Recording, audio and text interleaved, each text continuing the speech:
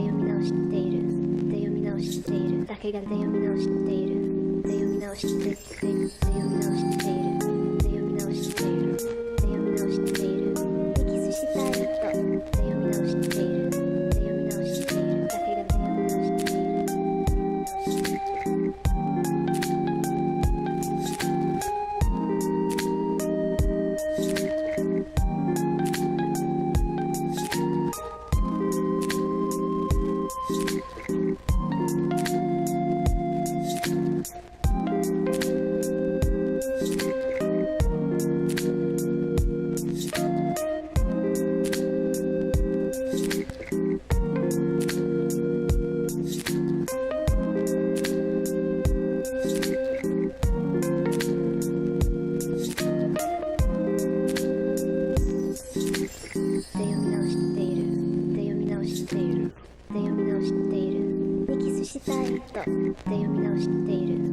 み直しているだけがで読み直している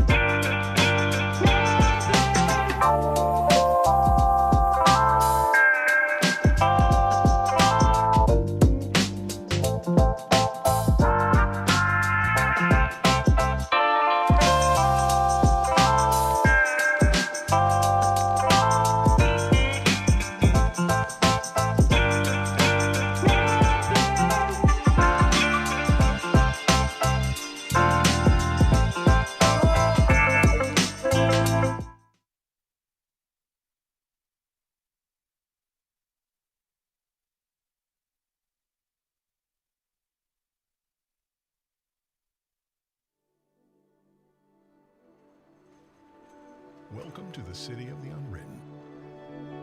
A city that's given so much. A city of people who aren't afraid to get their hands dirty.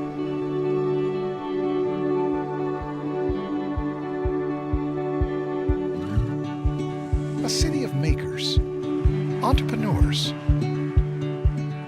musicians, artists. A city of laughter, memories, and people who will welcome others in with a cup of heartwarming handmade coffee. A city of people, young and old, working together. People who explore, live, and grow together. But what makes this place special? Being listed year after year as one of the best places to raise a family. Maybe because we have a community recognized for its safe neighborhoods and revered for its low unemployment. A city where adventure is everywhere you look, where you can pioneer your own story. We've opened a new page to write on for the generations ahead. Welcome to Bismarck. Come write your story.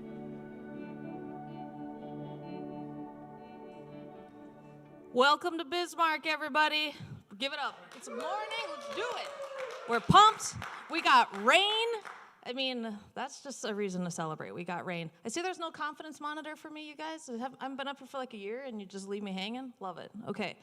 I'm Kate Herzog. I'm with the Downtowners. I'm going to be your MC this morning. We've got a great program for you. Dr. Jensen's going to talk about BSC's Polytechnic mission, but we've got a lot of housekeeping to get through first. Do we have anybody new who's never been to 1 Million Cups before? Raise your hand. Dr. Jensen, Janelle, oh my gosh, you guys you gotta let them come here, in the mornings. So get checked in, download the app. You can find it on the App Store or Google Play. That helps us just figure out who's here, and also you can see what's coming up with 1 Million Cups. Special thanks to our sponsors. If you're part of one of these sponsor organizations, raise your hand. Let me see you. There we go. Okay. What's with you guys? Give it up. All right. Give them some love. There we go. Love it. Love it in the front row. Tyler, give them a 20 if you got it. Okay. They help us pay for coffee, pay for lights, all that fun stuff. So if you see them, thank them. They make this possible, as well as our volunteer group. Today's coffee is provided. Also, have you guys had it? It smells great. Looking good. So thank them as well. I think they're going to be doing it on the 25th as well. 26th as well, so you'll be able to try it one more time. Also, if you're joining from Facebook land or YouTube land, welcome. What is 1 Million Cups? It's a free weekly program where we give businesses, entrepreneurs, community builders a chance to get up on stage and talk about their idea, and then we, as the audience in the Q&A, sort of help them, challenge them as much as we can. So the real idea is, can we help our Bismarck Mandan 1 Million Cups entrepreneurial community get going with 1 Million Cups of coffee?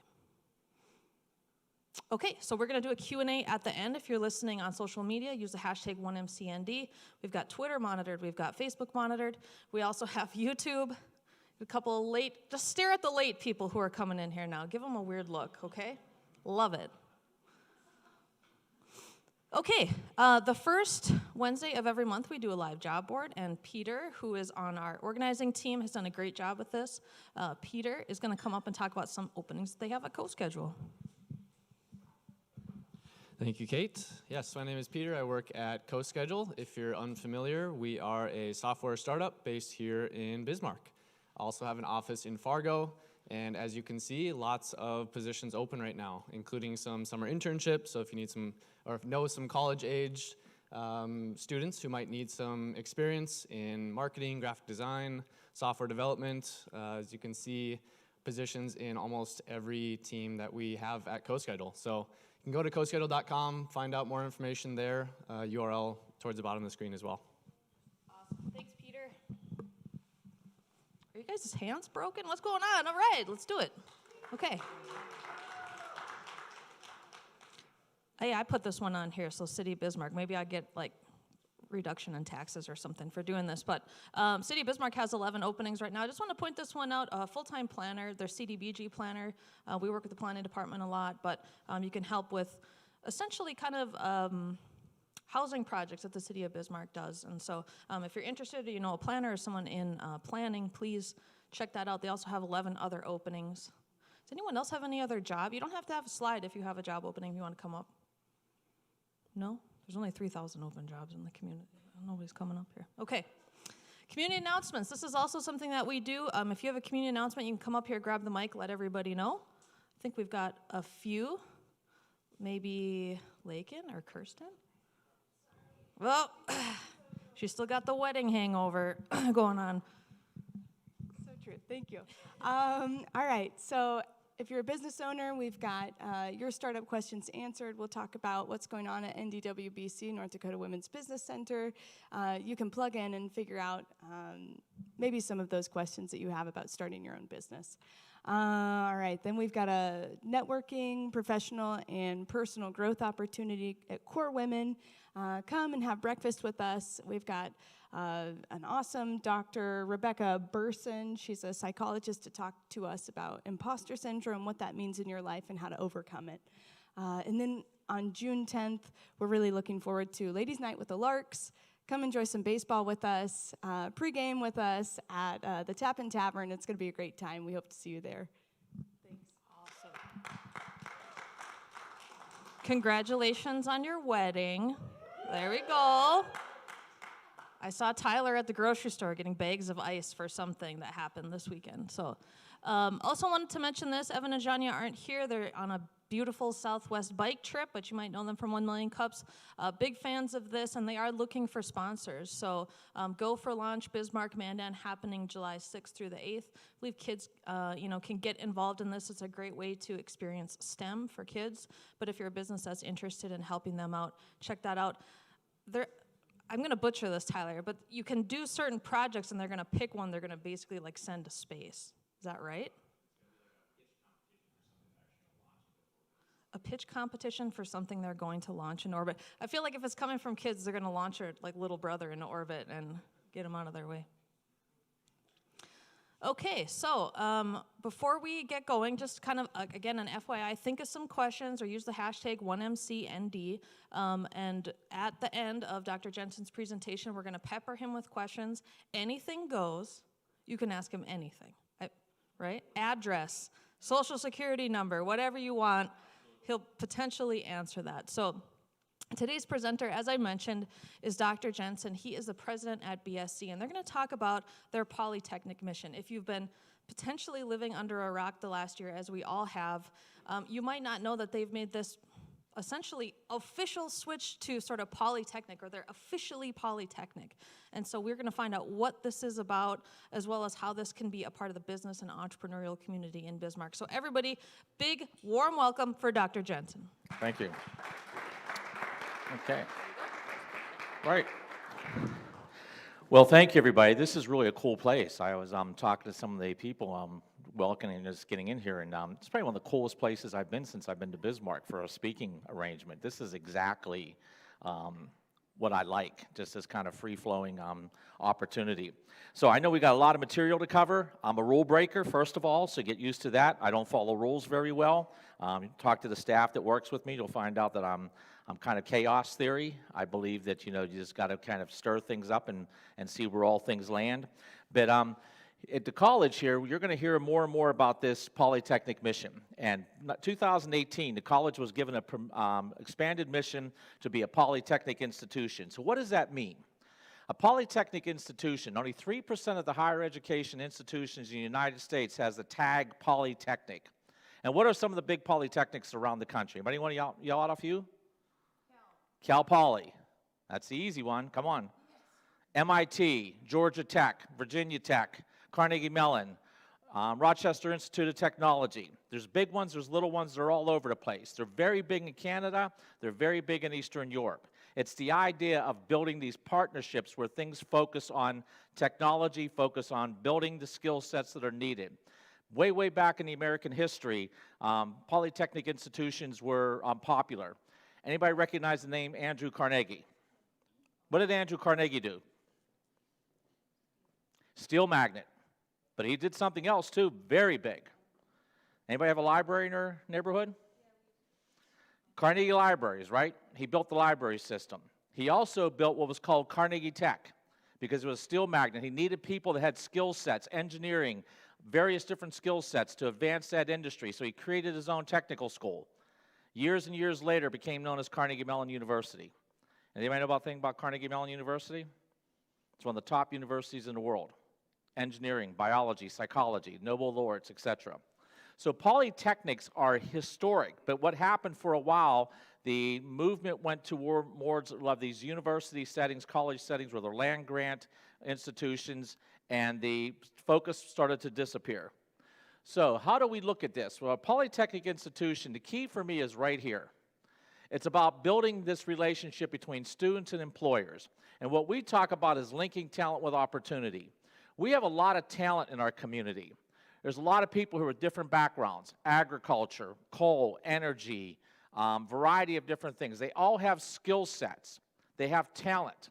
We also have businesses in our community that are they're creating opportunity. To me, opportunity is the key word. The question is, what's holding back that opportunity is talent. Post-COVID, I think the challenge is not going to be capital, it's not going to be investment, it's going to be talent. What's going to slow the economy down is that you don't have talent. And we have to figure out a way how we are going to build that talent. So we talk about linking talent with opportunity. You'll also hear us talk about STEAM, the idea of STEM with the arts, and I'll talk about that in a moment, why that's important. And the key is for us is that these terms over here. It's hands-on, practical, purposeful learning, working with your hands, talking, working with industry, building things, prototyping, solving practical research problems, flexible pathways. This idea that we only start classes in the fall and we only start classes in the spring is not appropriate. We got to start looking at ways to get people the skills that they need more flexible. And we start looking at the connection that people are going to be advancing and continuing their career on and on and on. And how do we do that? So you're going to start hearing about flexibility, affordability, and transferability. People ask me, Doug, what keeps you up at night? What is COVID? I'm not worried about COVID, to be honest with you. COVID is a time factor. COVID will be over in 3 days, 3 weeks, 3 months, 3 years. What I'm really worried about is family debt and student debt. The amount of money that people are going into debt for higher education without a direct line to employment opportunities is starting to really concern me. So how do we make this happen? So what do we talk about at BSC? There's 3 spheres that we influence: community development, workforce development, and economic development. If we want to have strong communities, we need to have a strong workforce. If we want to have a strong workforce, we need to have a strong economy. We want to have a strong economy, we need to have communities where people want to live, grow businesses, expand businesses. We believe that Bismarck State College is uniquely positioned to address all 3 of these spheres.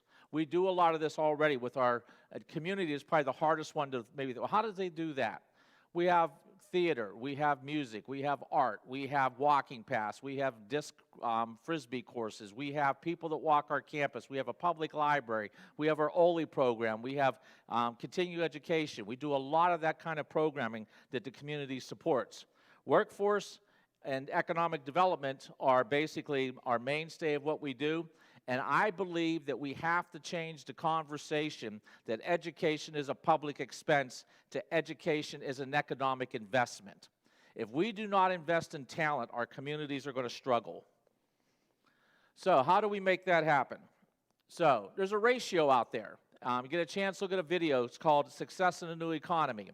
And Kevin Fleming talks about this. He says that if you look at a ratio in a community, for every professional credential you have in your community, you need 2 baccalaureate individuals to support that person, and you need 7 highly skilled technical people to support that person. That ratio has been around since 1950. It's projected to go into 2040 and beyond. So what does that mean? That means if you hire a physician, do you hire 2 baccalaureate nurses and 7 nursing assistants? Might mean that. But it also might mean that if you hire a physician, you might have to hire a logistics specialist, you might have to hire a risk manager, you might have to hire an EMT, you might have to hire a phlebotomist, you might have to hire a web designer, you might have to hire all these other technicians. The spider web goes out very quickly. I talked to Michael LeBeau a lot about this. And as you know, a lot of people say, well, we're building a hospital in Williston, we need to hire docs. He's not worried about hiring the docs. What's he worried about hiring? Even below nurses. These 7s right here. All of this, you're going to get people that are going to come to this community as physicians and as professionals. The challenge is going to be, where are you going to find these individuals? We need to make these individuals. We need to grow these individuals. We need to keep these individuals here. If you get a chance, look at that video. It's very powerful. How many have heard about the Internet of Things? Chaos, right? Complexity. When I use the word complicated, I don't mean negative. It says complicated. Chaotic. It's chaotic. Chaotic does not mean to me bad. Chaotic just means there's a lot to figure out. We are being impacted by the Internet of Things. And the Internet of Things impacts every one of our industries. So how do you deal with that? We're all struggling with that. And I'll give you a kind of a pathway that we're looking at. There's something out here called Industry 4.0 standards. And the Industry 4.0 standard starts to bring some of that into some boundaries that we can focus on and deal with it. So what are Industry 4.0 standards? The Industry 4.0 standards are the standards that are needed to function in the 4th Industrial Revolution. We are in the 4th Industrial Revolution. First Industrial Revolution, water, steam, right? Power. Second Industrial Revolution, production. Henry Ford, you can have any color of car you want as long as it's black. Third Industrial Revolution, we started to automate things. We started having smart machines.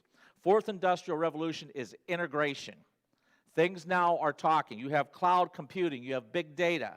These are all of the things that industry is starting to struggle with in the 4th Industrial Revolution. Question for us is at BSC, why are we not teaching that skill set?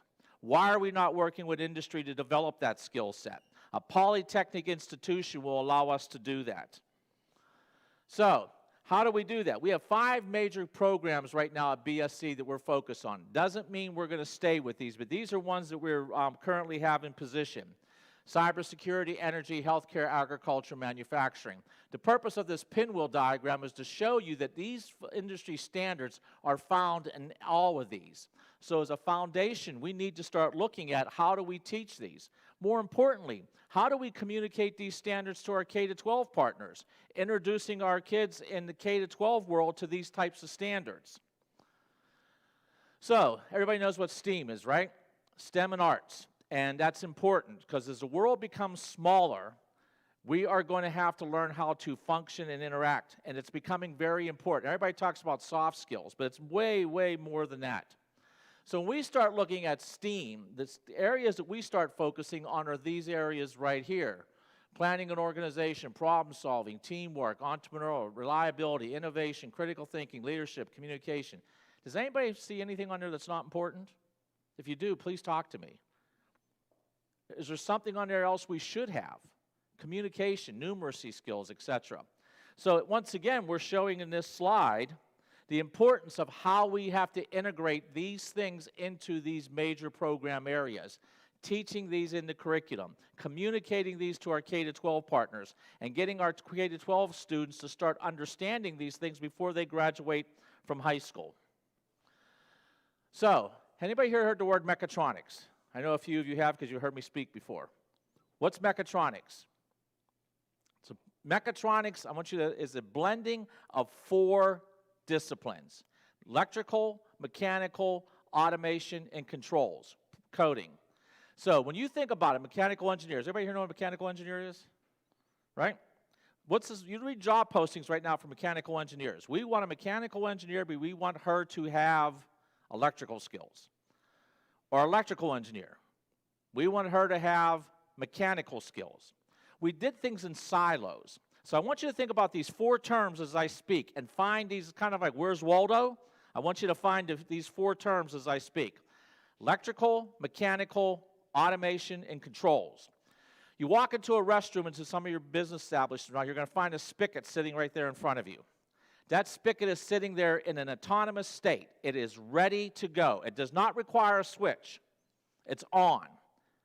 You walk up and there's a sensor there. That sensor is red. It sends a signal to 2 mechanical valves. Those mechanical valves open.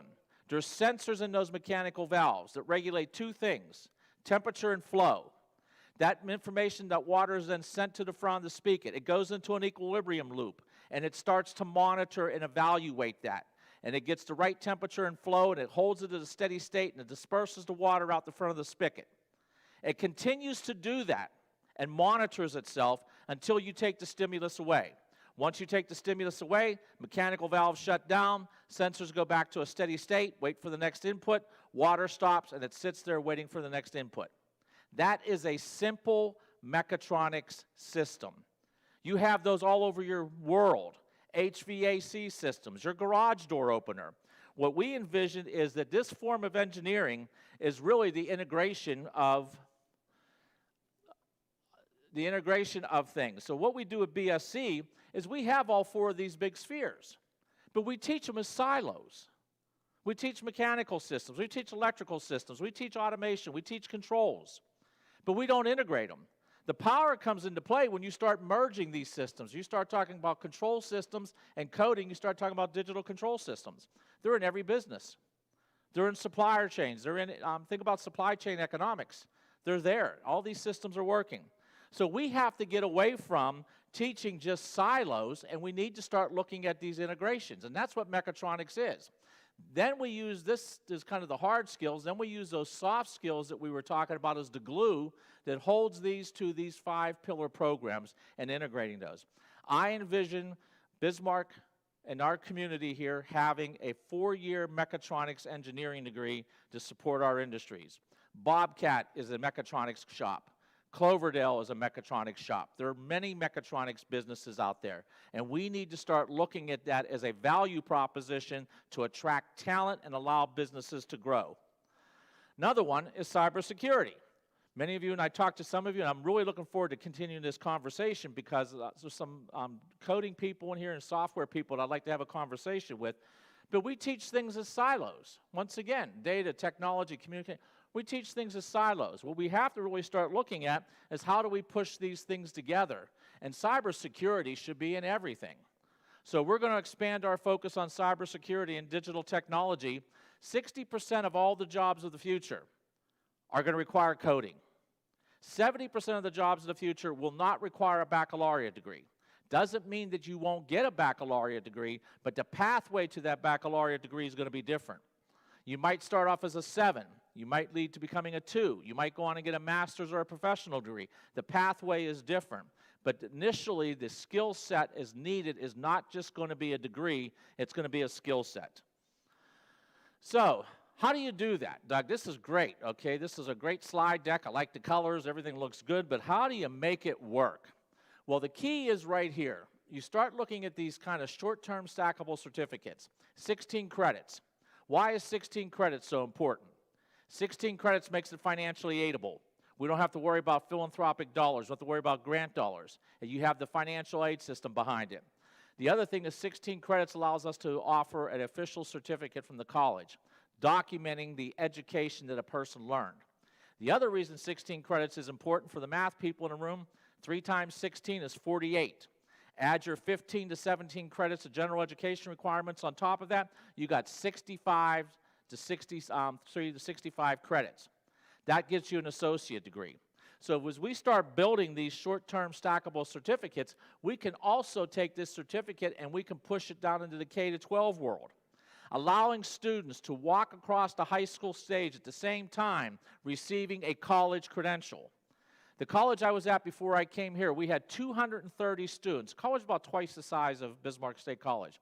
We had 230 students a year walking across the stage, getting their associate degree and their high school diploma at the same time, saving the parents 60% of their undergraduate cost. Where does that money go to when it's saved? Maybe it goes to helping them get their graduate degrees. Maybe it's reinvested back in their communities. Maybe it's allowing that individual to come out of school without debt so they can become a productive citizen, to going back to the community development aspect. So the person here, we can start building these out. Person get an associate degree, stack your mechatronics technician 1 with your mechatronics technician degrees. You put your mechatronics 2, build yourself an associate degree, and we have a pathway all the way to a 4-year degree. As a Bismarck, as a Polytechnic institution, North Dakota's polytechnic institution. We are the only polytechnic institution in the state of North Dakota. That is bigger than Bismarck and Mandan. Anything that is technology driven, that focuses on that type of engineering things that we talked about, will be the hub of that, working with the private sector, building out those types of projects. So this basically slide here shows you that you can go take the Industry 4.0 standards, work with the K-12 world, or work with incumbent workers, work with people that are dislocated, work with people that are career changers. What about our military vets? They're coming out of the military with MOSs. Why can't we take their MOS, look at their skill set, come up with a short-term pathway to deal with that gap analysis to get them employed as fast as possible? We have the ability to do that as a polytechnic institution. So this model is already, so the key is, this was a major issue. It was never done before in the state of North Dakota. So in January, we went to the State Board of Higher Education. We advanced the first 16 credit certificate, got it approved. That was in January. In February, we went back and asked for 5 more, and they were approved. So we're going to create this mechanism. We're going to have these stackable credentials. I call it a Rubrik's Cube, where people will be able to spin that Rubrik's Cube the way they want to spin it to get the degree that they want. Kind of a liberal arts major for technology and engineering. You can spin it, put it together, and a person can then build it with a career path, or they can go to their employer. Their employer might want them to have certain skill sets, and they can build that out. Here's another one. This is a big one. This was the first one we got approved, mobile apps development, 16 credit course in mobile apps development. We're going to push that down into the K-12 world. Start teaching people how to write and develop apps. That's going to be critical because that basically starts people down a pathway of that whole cybersecurity mechanism. And we've put together other ones, security and hacking certificates. Basically, you'll see securing program certificates.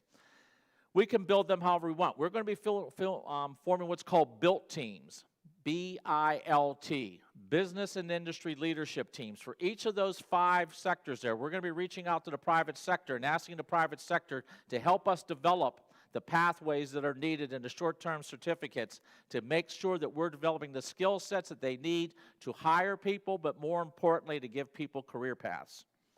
So, something cool I want to talk about. So how do you do that? I'm hoping one of the questions are going to say, Doug, well, how do we do this? Well, here's an idea, and I've done this someplace else. I want to create what's called a digital hive. Does anybody know what a makerspace is? Okay, I want to create a digital makerspace. I want to create it in downtown. I want to create this space, 2,000, 3,000 square foot, maybe put a coffee bar in there or whatever, and I want to have this place that will have open ceiling, wires, and so forth. If you're in this community and you want to play baseball, you got things you can do. You can go to AAU ball, you can go travel leagues. You want to play basketball, you can do it. You want to play football, you can do it. What happens if you're just a digital person and you just want to let your geek flag fly? Where do you go?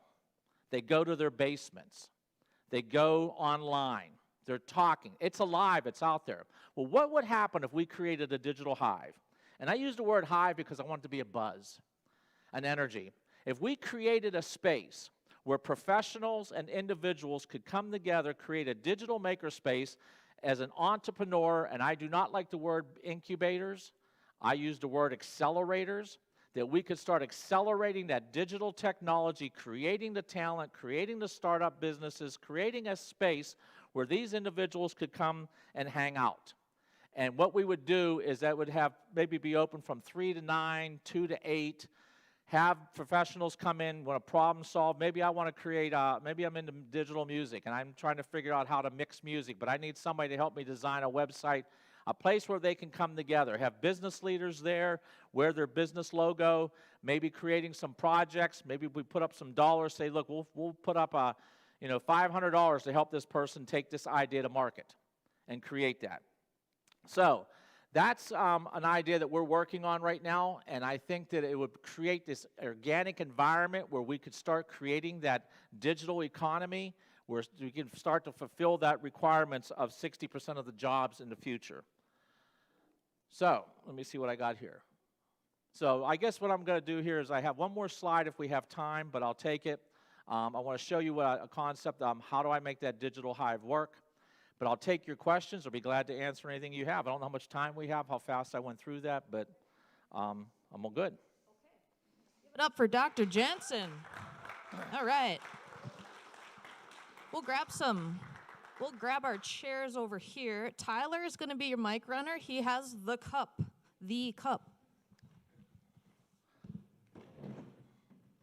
Is this it? Seating? There you go. It's just so we're not blinded by things that are coming at us. So I feel energized. I feel like I could code something. I feel like I could do it right now. I could mechatronics something. Dr. Jensen, kick butt, good one. We got some questions already. Social media question? Mm-hmm. All right. Thank you, Dr. Jensen. That was awesome. It's energizing. You're right, Kate.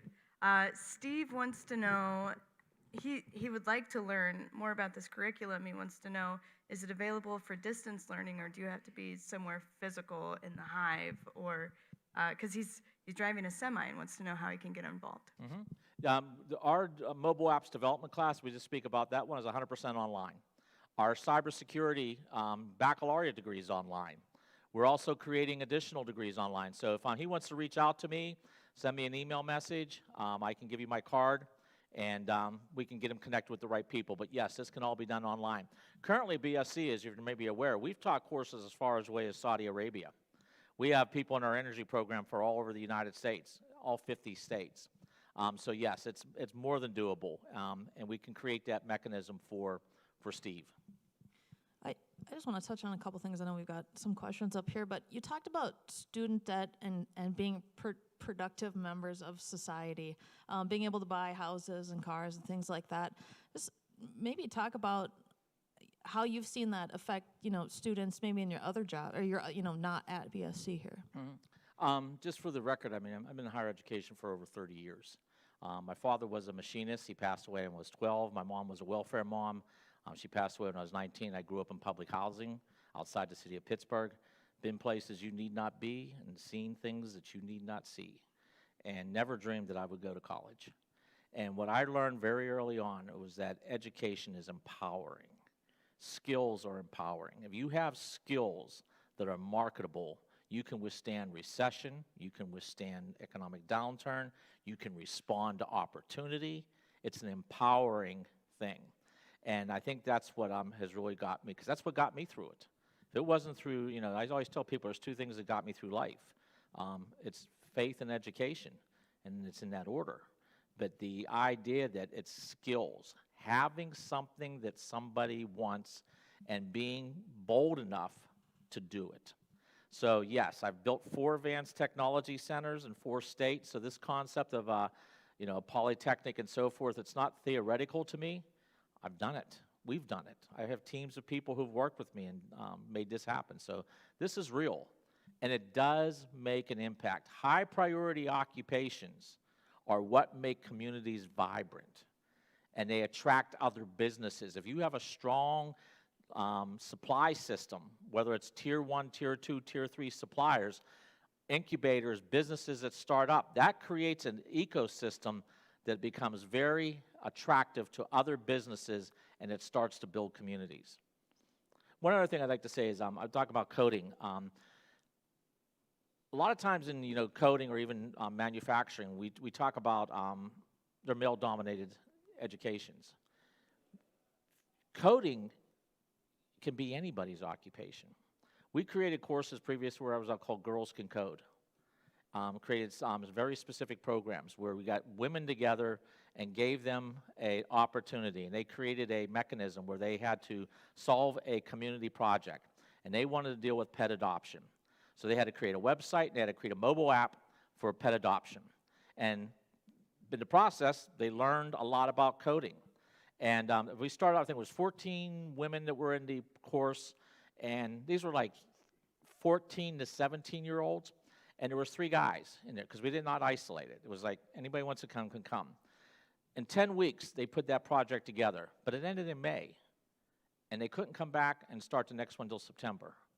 Of the 14 women, 12 returned and took the second class and they can start developing. You can write code from anywhere, build your own business. You can write code in Bismarck and deliver it anywhere in the world. So. I want to know if those 3 guys found a girlfriend. I mean, the odds there were really good. That's potentially why they were smart. there. I mean, exactly. they understood the law of averages. Again, and animals will attract women. Again, like little helpless animals. I mean, we are all over. I mean, give me a little kitty that's been abandoned, and I'm all over that. So that's pretty smart. Don, question in the front. Hello, Dr. Jensen. I'm Hi. Dawn with the Downtowners. I know you've spoken, but not met in person. Now that you have the accreditation for the first 6 programs, right? How's it going? Doing well. I mean, the key coming out of COVID right now, I think we lost a generation here. We got to make sure we reconnect with them. We got to give them something. You know, going to school for the sake of going to school is not something that attracts a lot of people. Didn't attract me. I mean, you have to have purpose. You know, why am I doing this? And I think we got to get this message out. We have been uniquely blessed. We've been given the golden ticket. I don't know if the state understood it. I don't know if the community understood it. I don't know if the people who hired me understood it. They've given us the ability to be a polytechnic institution for the state of North Dakota. That's bigger than North Dakota. Wyoming, Montana do not have polytechnic institutions. Minnesota, South Dakota. This should be a magnet to attract and build talent. And hopefully if that talent comes here, we can use organizations like the Downtowners and the Million Cups of Coffee to give people that vibe that they want to be in a community where that entrepreneurship and that lifestyle and biking and fishing and running and theater, whatever you want to do is here. That's what we got to take the message out. And that's why I'm here today, to help you, for you folks to help me to figure out how to tell the story, because I've only been here 6 months. Don, you got a second question? That's classic Don. Two in a row. I have a second question. So does BSC, how is the new Polytechnic programming or programs, does that work with the Career Academy? Is there any kind of crossover there? Yes, we will work with them. One of the challenges I have right now, and I'm a big advocate of Career Academy, so let me go on the record here. Big advocate of it, but my challenge is, and I've talked to people about this, I worry that our Career Academies right now are Industry 2.0, Industry 3.0. We need to be creating Career Academies that are Industry 5.0, Industry 6.0. We need a digital Career Academy. We need Career Academies that are leaning forward towards additive manufacturing, robotics, controls, logistics and supply chain, process control and instrumentation, coding, cyber.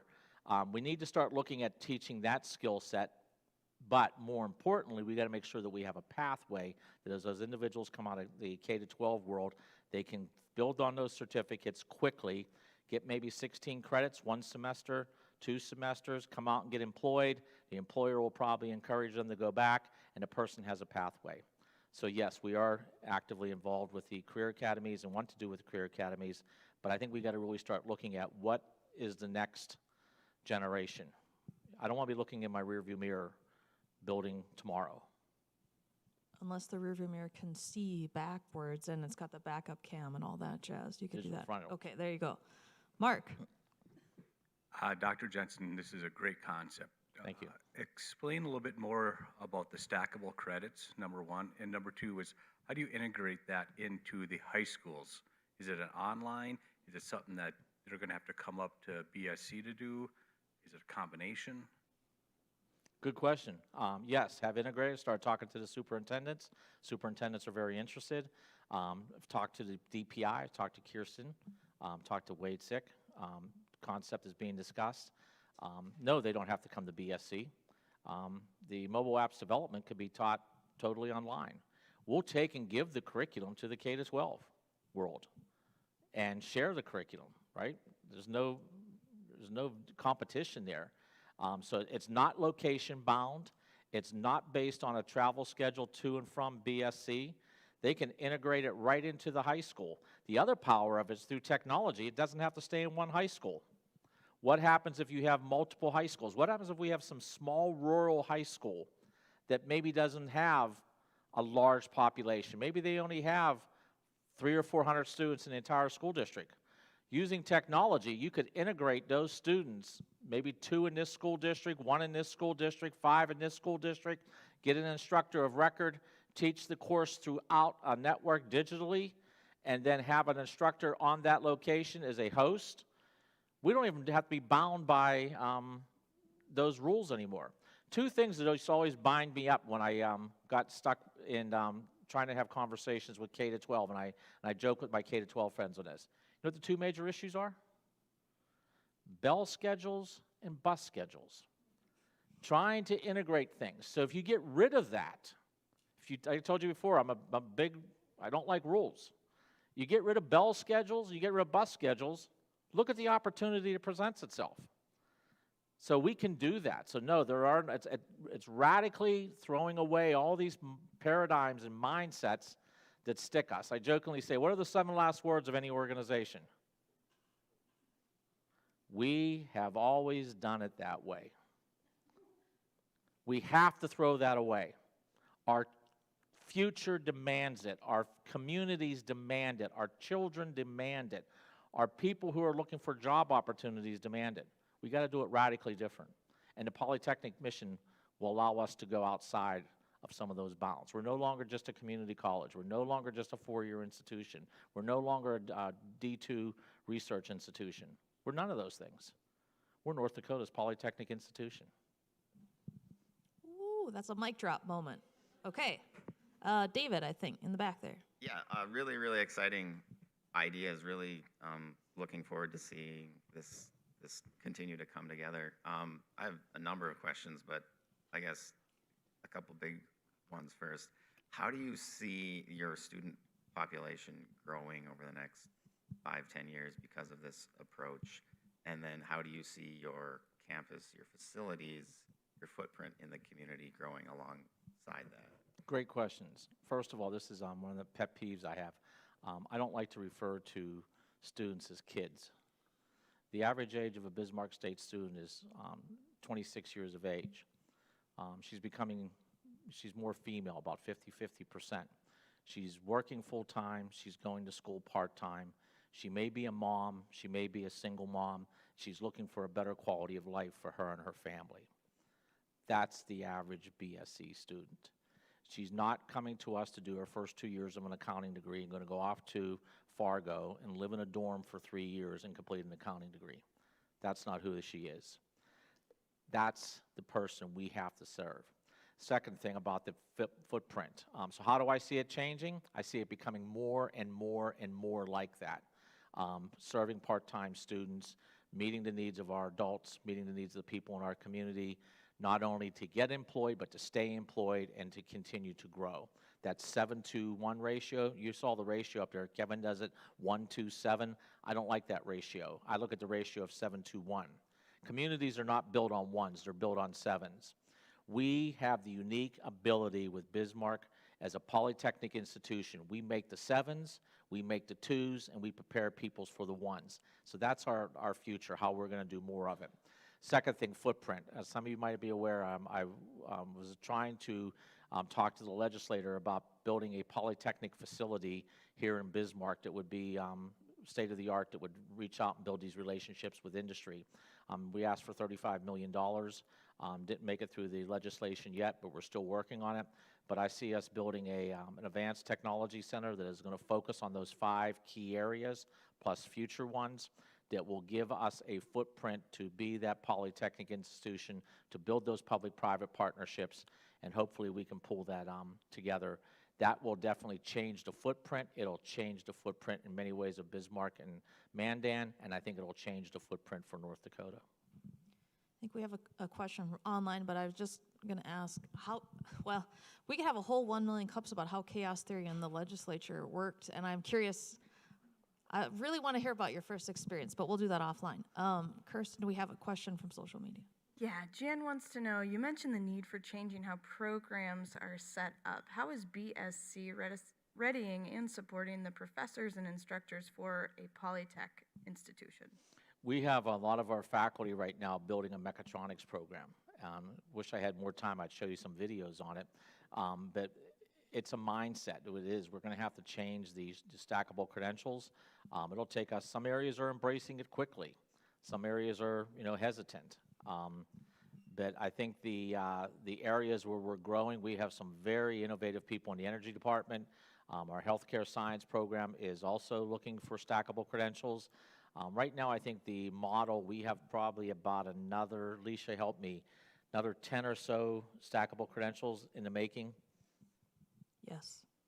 And they will all ladder to an associate degree, and they will ladder then to a baccalaureate degree. Awesome question. We got a question right here in front. Yeah, Dr. Jensen, I will get a little bit into the chaos theory of the legislature because I just got done lobbying the entire session. Hey, now we're online, so keep it clean. I'll keep it clean. All But right. there was something that got a lot of traditionalists a little upset at the beginning of the session. That was Governor Burgum's State of the State address when he called higher ed currently a Barnes & Noble model in a Amazon world. Is your Polytechnic mission part of that Amazon world? And then secondly, I wanted to ask you a little bit about Senate Bill 2003, which is the higher ed funding model. There's $3.2 million that was delegated to Bismarck State College for a cybersecurity center, and I'm wondering if you could talk a little bit more about that.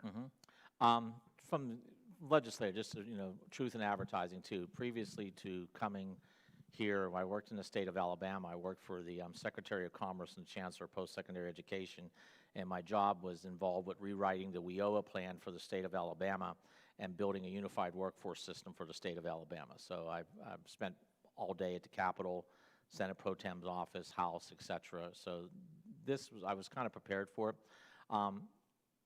I was happy with what happened.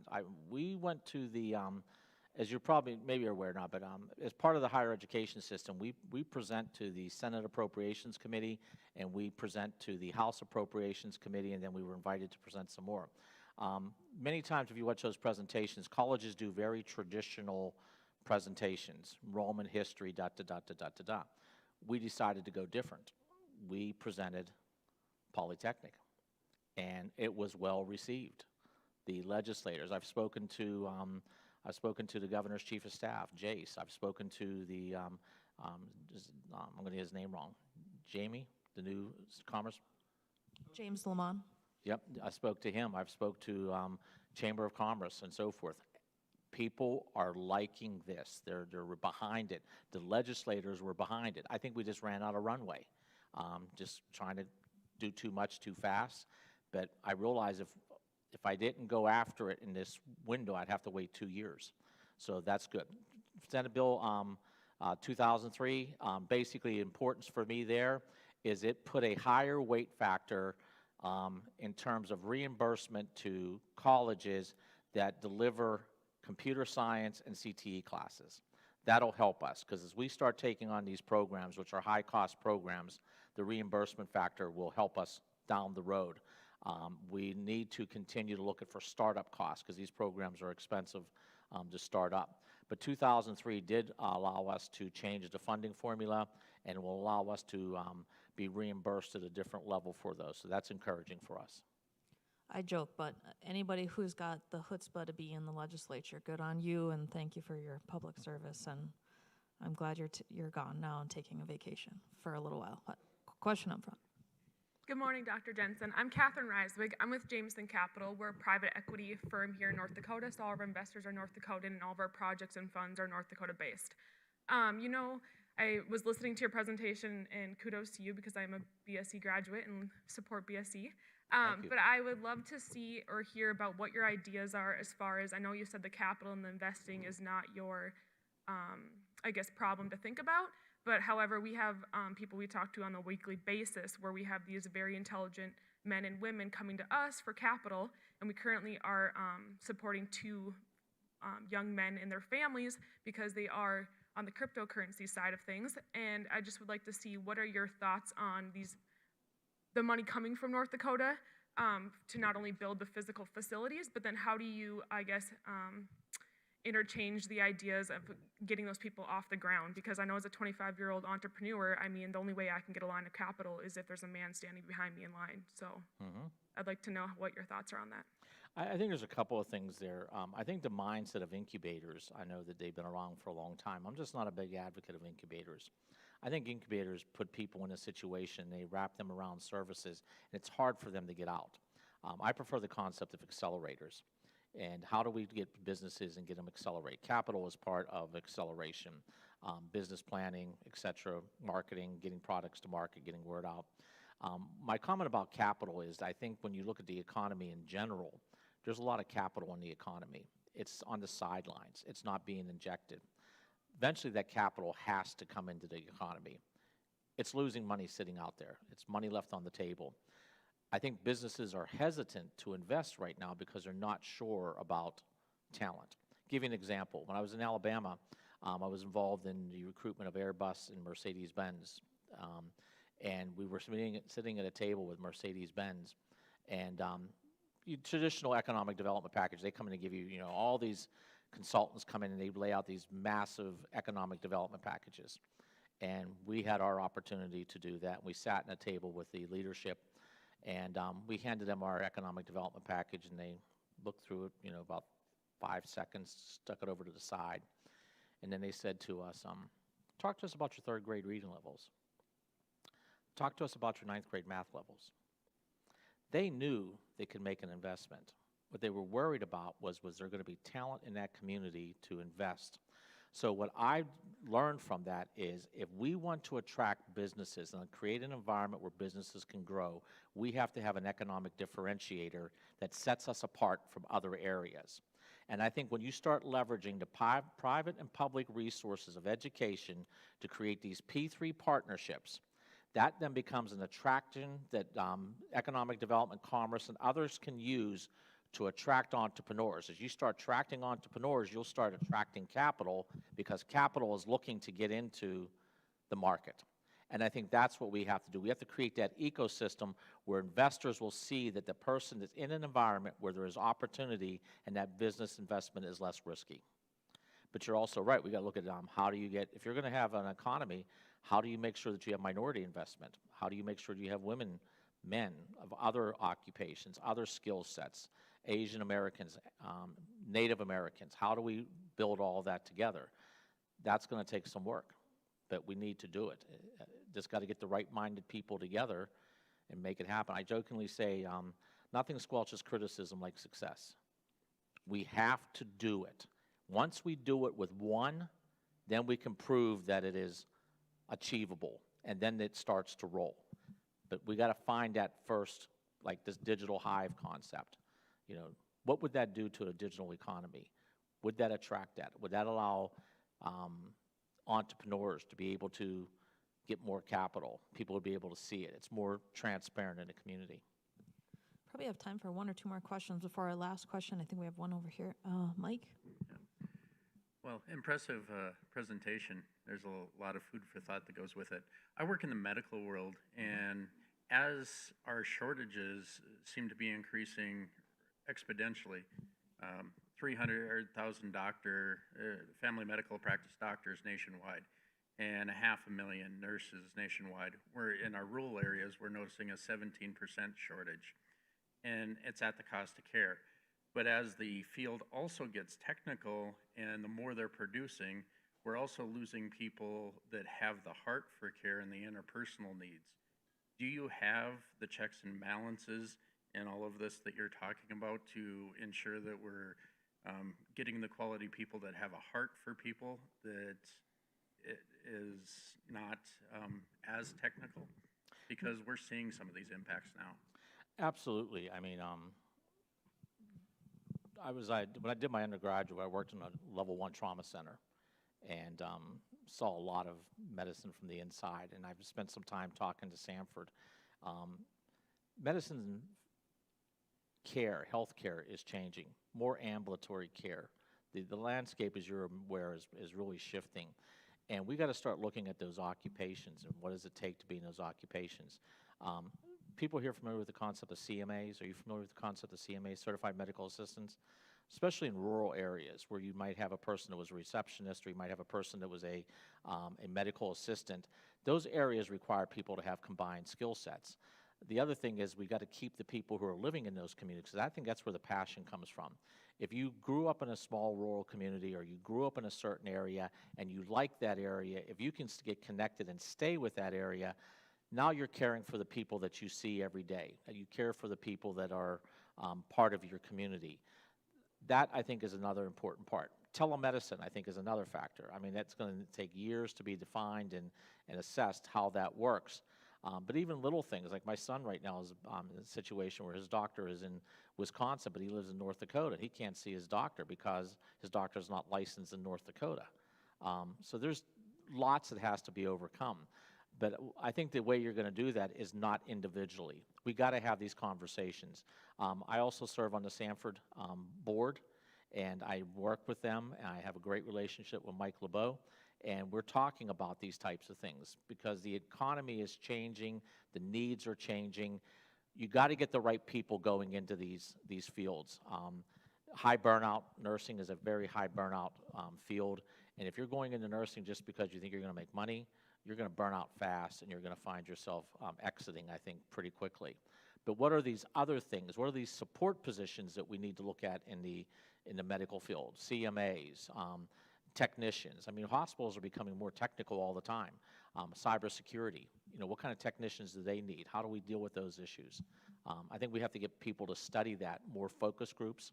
As we put together the plan for the Polytechnic, we had 13 individual stakeholder groups. In fact, what's the date, Lisa? When's our announcement? Around May 19th, we're going to do a public announcement where we did this research, did this data collection, and we got these studies, and they've told us where we need to go and what we need to focus on, and we will be pulling together a community and asking people to serve on these built teams for these 5 areas to make sure that we get that kind of feedback from practitioners as we develop our future programs. Check your inboxes.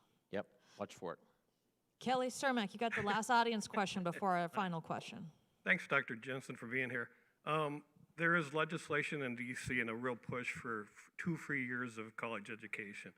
I'm guessing that'll have a major impact on BSC. How are you preparing for that if that comes for fruition? Wow. That's a scary question because Kelly, we had, what, 2 minutes left, and that's what I'll you give you asked? an example, Wow. and this is probably known. With the tuition that we charge, our programs do not break even on tuition. Nursing as an example, our cost of delivering a nursing program is substantially higher than tuition. We operate nursing at a loss. But I look at the things what I call a double bottom line system. We have a mission bottom line and we have a fiscal bottom line. We need to make sure that our mission bottom line does not get out of line with our fiscal bottom line, and that our fiscal bottom line does not get out of line with our mission bottom line. Even though we operate nursing at a loss, it's part of our missions. We have to figure out how to do that. My fear is, depending on how they fund that, if they come in and say, okay, we'll pay your tuition for 2 years, well, our tuition in nursing does not cover the cost. So if all of a sudden we had a lot of people come in wanting to go into nursing, it would probably cause us financial hardship. So I need to see how they're going to fund this. We have one of the lower tuitions, in the state. What's going to happen with the colleges that have that high tuition? If they're going to be able to get reimbursed on that high tuition, it's going to make their job a little bit easier. If we kept our tuition low because of financial responsibility and trying to serve our community, and now all of a sudden they make it free at that tuition level, I don't know exactly how we would manage that. So I'm watching that very, very closely. And I have some serious concerns about how that is going to be rolled out. Do I think education is empowering? Absolutely. Do I want people to have more access to education? Absolutely. But we have to do it responsibly in a way that we don't put a bigger burden on the taxpayers, or we don't put ourselves into a financial catastrophic situation where our fiscal bottom line does not allow us to achieve our mission bottom line. Thanks, Kelly. He'll be available afterwards as well if you'd like to talk about that. Tyler, we always ask the same last question, Dr. Jensen, and you can give the honors. Awesome. Well, thank you so much for spending some time with us this morning, Dr. Jensen. I'm going to pre-answer this question a little bit because I think our 1 Million Cups community would love to help you make that digital hive a reality. So that's something we'd like to talk to you about. But last question we ask every week is, how can our 1 Million Cups community here in Bismarck and Mandan best help you succeed? Get involved. We're on that moment in time where we are going to set off in a direction. And we need engagement. We need, the point, as I mentioned before, it's public-private partnerships. I need engagement. So get involved. If you found something here that's inspiring, get involved. If you found something here that's disturbing, get involved. We will work through it. I would like to come back and talk to you some more times. I love the venue. I love this excitement and so forth. I don't know if I can come back and do a 2.0 or come back and talk to you about a digital hive or a tech bus. I have a little video later on. I might, after this is over, just show you another concept. But I need your thoughts on it. If you think a digital hive is a bad idea, say, Doug, it's a bad idea. Or Doug, we already got somebody doing that in the community. Don't replicate. So that's the kind of feedback we need. And please, when the opportunities get up to be part of the serve or come out and help us advance this Polytechnic mission, we need your help. Give it up for the good Dr. Jensen.